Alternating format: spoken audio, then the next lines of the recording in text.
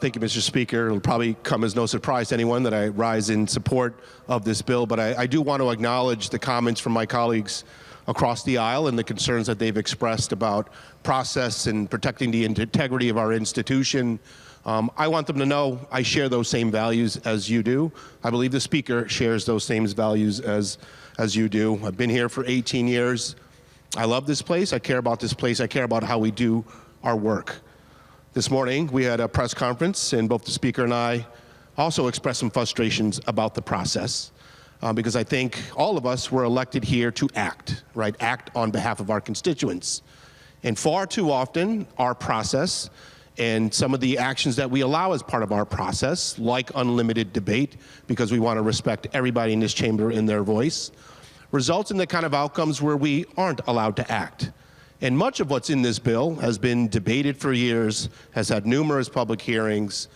I know there's been questions about whether this is an emergency. If you're one of those nonprofit organizations who are serving young people and have already carried costs this year, and you're trying to get funds that were actually intended to be allocated for you, you might think this is an emergency. If you're in the middle of a school construction project and you've carrying costs and you're looking to get reimbursed, this might be an emergency to you. Getting police trained to deal with individuals with mental health issues and other developmental disabilities. We just had a shooting last week down the street here in Hartford. I think we want to get our police better trained. You could call that an emergency. The warehouse workers, we've seen enormous growth. And these are companies that I believe care about their employees, but I think they care about their bottom line even more. And I know we're leaping to the end of that bill, right, where we're giving people a private right of action. But before we get to that, what we're requiring these warehouse operators to do is provide information to those employees so that we can empower those employees. A lot of the individuals who work there are perhaps hard to employ or don't have extended credentials to find another kind of job. They're the people that can be exploited, and we've seen it happen in industries like that. So all we're trying to do here, before there's even more growth in that industry, is try to put some protections in place for the workers who go there. You might call that an emergency. It's not something I want to deal with 5 years from now or 10 years from now. I want to deal with it today.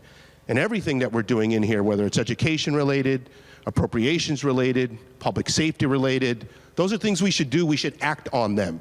We haven't been allowed to because of the behaviors of a limited number of individuals who are members of this institution, upstairs and downstairs, not allowing us to do the work that we're actually elected to do.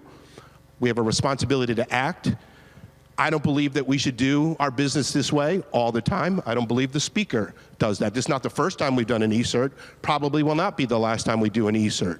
But it is an opportunity for us to do our jobs and act and pass public policy that has been vetted and is in the best interest of the people that we represent. And I urge everybody to support this e-cert. Thank you, Mr. Speaker. Thank you, Mr. Majority Leader.